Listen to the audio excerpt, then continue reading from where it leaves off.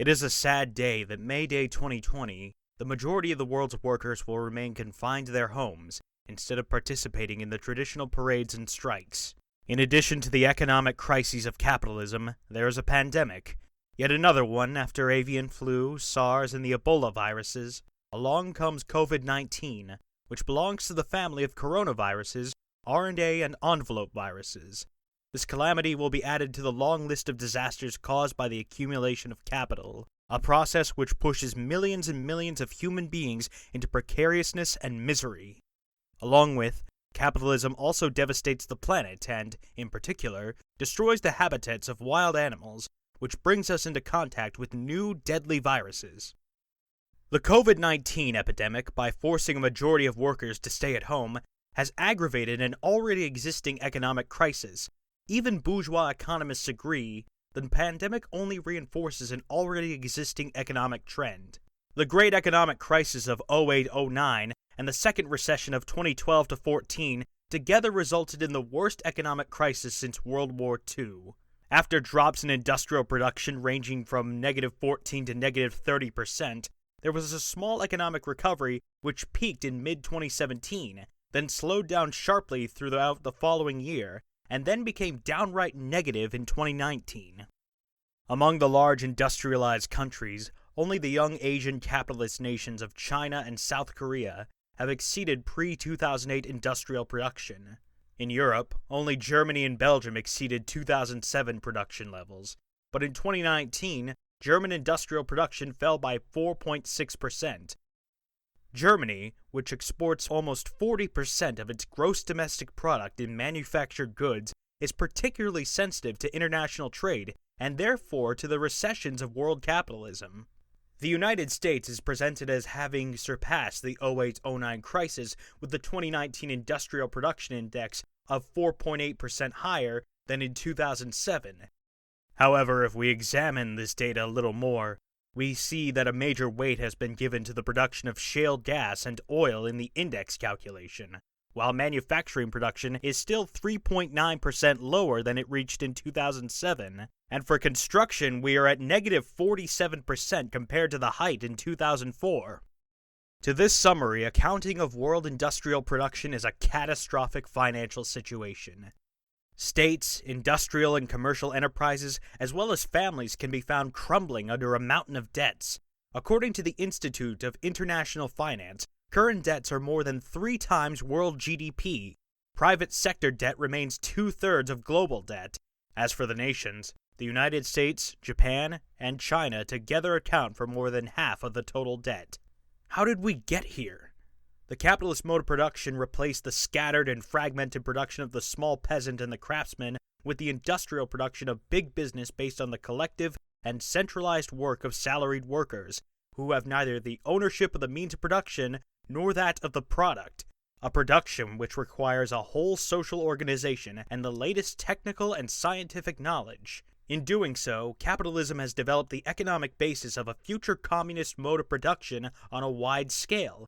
This is its great historic role and its great merit, even if it was done in a vile and atrocious way, but nevertheless capitalism accomplished it. We must not forget that violence, oppression, and atrocities are all part of class societies.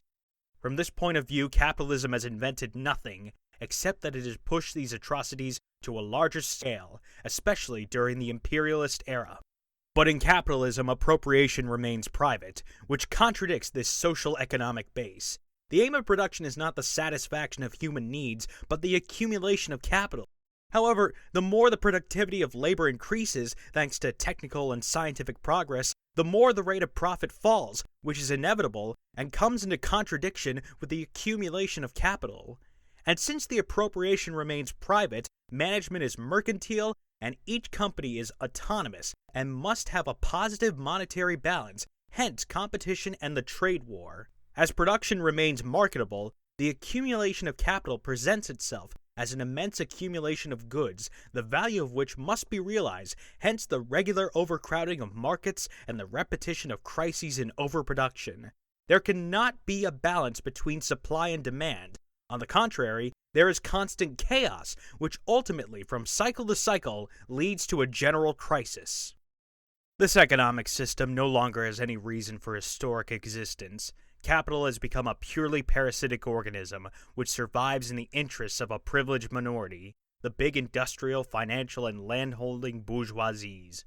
These are classes of parasites and useless people who live, thanks to money, on the backs of workers, and they no longer have any useful function.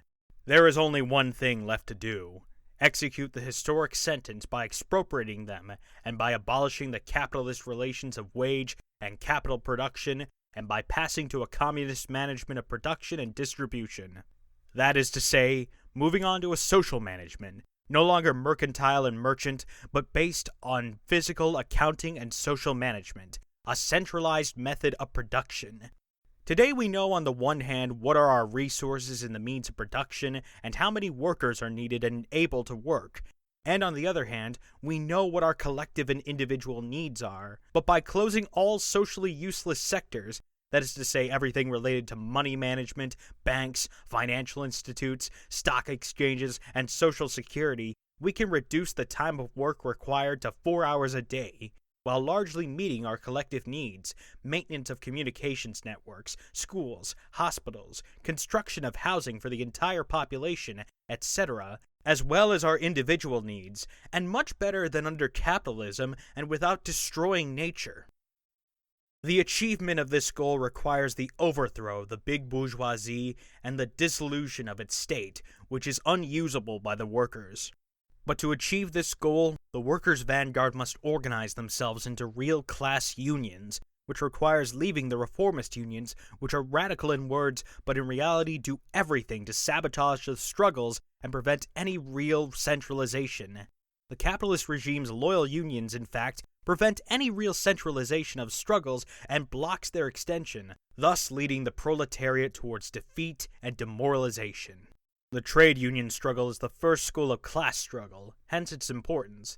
But to reach the final goal, the transition to communist society, it is not enough. For this, the workers' vanguard must join us to form a large international communist party, which alone will be able to guide the proletariat toward the overthrow of the bourgeoisie and the dictatorship of the proletariat.